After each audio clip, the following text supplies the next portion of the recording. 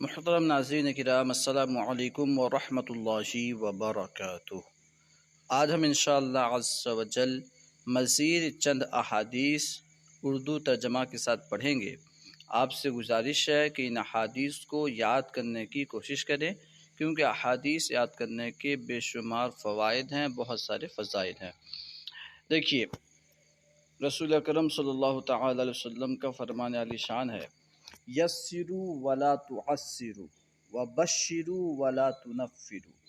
یسروا ولا تعسروا، آسانی کرو، تنگی نہ کرو، سختی نہ کرو۔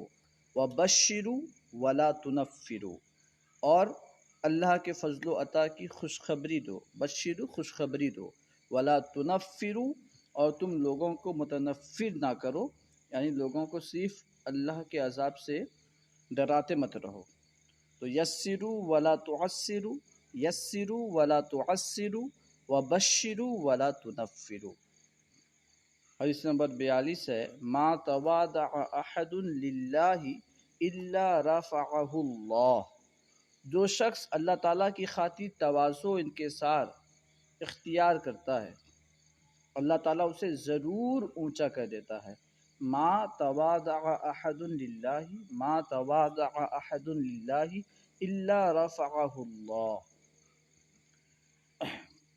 حدیث نمبر 43 ہے، اتقوا الظلم، ظلم سے بچو، فإن الظلم ظلمات یوم القیامہ، کیونکہ ظلم قیامت کے دن اندھیروں کا سبب بنے گا۔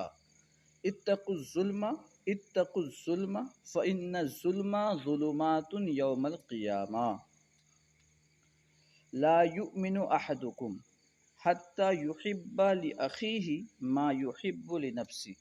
تم میں سے کوئی شخص اس وقت تک مومن نہیں ہو سکتا جب تک وہ اپنے بھائی، مسلمان بھائی کے لیے وہی کچھ پسند نہ کرے جو خود اپنے لیے پسند کرتا ہے۔ لا یؤمن احدکم، لا یؤمن احدکم، لا یؤمن احدکم حتی یحب لأخیہ ما یحب لنفسہ، حتی یحب لأخیہ ما یحب لنفسہ۔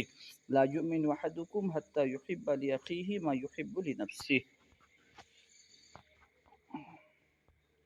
حدیث نمبر 45 ہے، من حسن اسلام المرء ترکہ ما لا یعنی، یعنی یہ بھی انسان کے اسلام کی خوبی میں سے ہے کہ جس معاملے سے اس کا تعلق نہیں اسے چھوڑ دے۔ من حسن اسلام المرء ترکہ ما لا یعنی، یعنی فضول کاموں کو چھوڑ دینا، یہ اسلام کے خوبصورتی میں سے ہے، انسان کے اسلام کی خوبصورتی میں سے ہے۔ من حسن اسلام المرء ترکہ ما لا یعنی۔ واللہ فی عون العبد ما کان العبد فی عون اخیہ۔ اللہ تعالیٰ بندے کی مدد کرتا رہتا ہے جب تک بندہ اپنے بھائی کی مدد میں لگا رہتا ہے۔ تو اس سے ہمیں ایک دوسرے کی مدد کا سبق ملا۔ واللہ فی عون العبد، واللہ فی عون العبد، واللہ فی عون العبد ما کان العبد فی عون اخی، ما کان العبد فی عون اخی۔ حدیث نمبر 47 ہے، بین العبد و بین الکفر ترک الصلاۃ، بین العبد و بین الکفر ترک الصلاۃ۔ مومن اور کافر کے درمیان بنیادی فرق نماز چھوڑنے کا ہے، یعنی کافر کی علامت ہے کہ وہ نماز چھوڑتا ہے۔ بین العبد و بین الکفر ترک الصلاۃ۔ اذا عطس احدکم فحمد اللہ فشمتوہ، اذا عطس احدکم فحمد اللہ فشمتوہ۔ جب تم میں سے کسی کو چھینک آئے اور وہ الحمدللہ کہے تو اسے یرحمک اللہ کہو۔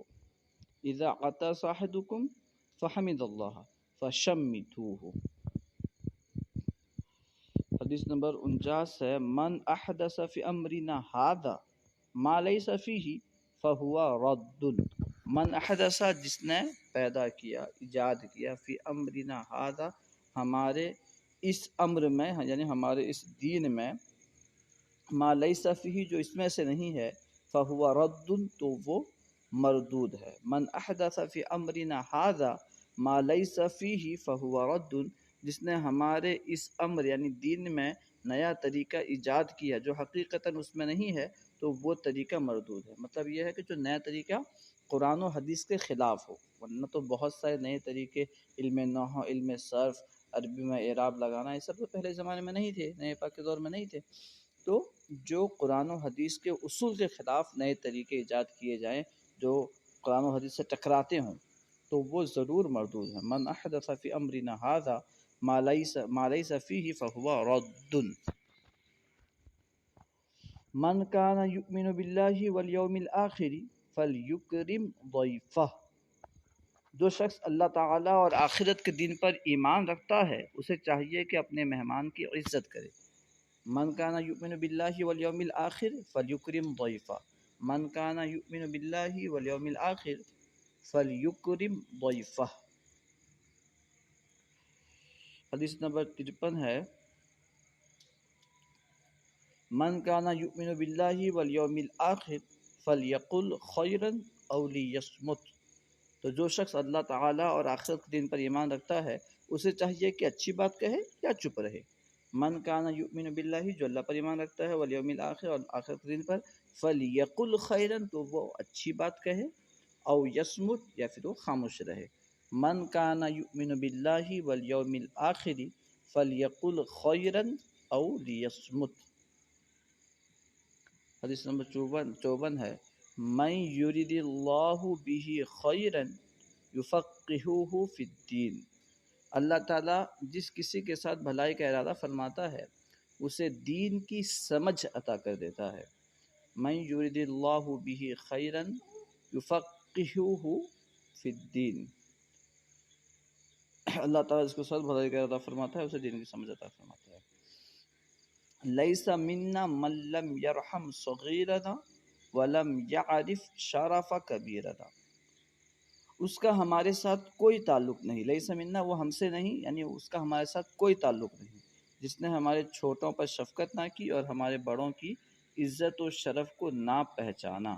لیس منا، وہ شخص ہم میں سے نہیں ہے، من لم یرحم صغیرنا، جس نے ہمارے چھوٹوں پر رحم نہیں کیا، ولم یعرف، اور نہیں پہچانا، شرف کبیرنا، ہمارے بڑوں کے شرف کو۔ لیس منا من لم یرحم صغیرنا ولم یعرف شرف کبیرنا۔ حدیث نمبر 56 ہے، من قال سبحان اللہ العظیم وبحمدہ غرست لہ نخلۃ فی الجنہ، جس نے یہ کلمات اپنی زبان سے ادا کیے، سبحان اللہ العظیم وبحمدہ، اس کے لیے جنت میں ایک درخت لگا دیا جاتا ہے۔ من قال، جس نے کہا، سبحان اللہ العظیم وبحمدہ، جس نے سبحان اللہ العظیم وبحمدہ کہا، غرست لہو، اس کے لیے لگا دیا جاتا ہے، نخلۃ، ایک کھجور کا درخت، فی الجنت، جنت میں۔ من قال سبحان اللہ العظیم وبحمدہ، من قال سبحان اللہ العظیم وبحمدہ غرست لہ نخلۃ فی الجنہ، غرست لہ نخلۃ فی الجنہ۔ لا ایمان لمن لا امانۃ لہ ولا دین لمن لا عہد لہ، لا ایمان لمن لا امانۃ لہ لا دین لمن لا عہد لہ، جو شخص امانت دار نہیں اس میں کوئی ایمان نہیں، اور جو شخص وعدے کا پابند نہیں اس کا کوئی دین نہیں۔ لا ایمان لمن لا امانۃ لہ لا دین لمن لا عہد لہ۔ المسلم اخو المسلم، مسلمان کا بھائی ہے۔ لا یظلمہ، وہ اس پر ظلم نہیں کرتا، ولا یخذلہ، وہ اس کو رسوا نہیں کرتا، ذلیل نہیں کرتا، ولا یحقرہ، اور نہ ہی وہ اسے حقیر جانتا ہے، کمتر سمجھتا ہے۔ مسلمان کا بھائی ہے، نہ اس پر ظلم کرے، نہ اسے مدد کے وقت بے یار و مددگار چھوڑ کر رسوا کرے، اور نہ اسے حقیر جانے۔ المسلم اخو المسلم، المسلم اخو المسلم، لا یظلمہ ولا یخذلہ ولا یحقرہ۔ سئل النبی صلی اللہ تعالی علیہ وسلم، اللہ کے رسول سے سوال کیا گیا، ای الاعمال افضل، افضل ترین عمل کون سا ہے؟ تمام اعمال میں سے سب سے افضل کون سا عمل ہے؟ ای الاعمال افضل قال الصلاۃ لاول وقتها، آپ نے فرمایا نماز کو اول وقت میں ادا کرنا۔ حالانکہ یہ حدیث پاک ہے، لیکن احناف کے نزدیک جو مستحب وقت نماز کا ہے اس میں ادا کرنا، اس وقت اس نماز کو اس وقت میں ادا کرنا بہتر ہے۔ بعض نمازوں میں تاخیر مستحب ہے تو تاخیر وہاں پہ کرنا زیادہ بہتر ہے۔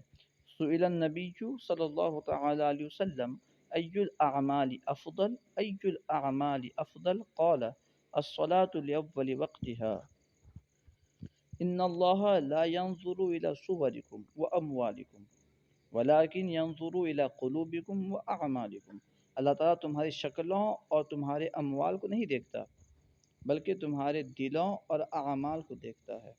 یہاں نہیں دیکھتا سے مراد یہ نہیں کہ اللہ دیکھنے پر قادر نہیں، مطلب یہ کہ اللہ تعالیٰ تمہارے دلوں کے احوال سے باخبر ہے۔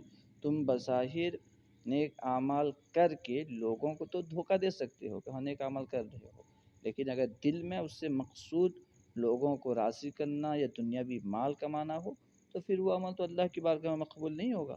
ان اللہ لا ينظر الى صورکم واموالکم ان اللہ لا ينظر الى صورکم واموالکم ولكن ينظر الى قلوبکم واعمالکم ولكن ينظر الى قلوبکم واعمالکم۔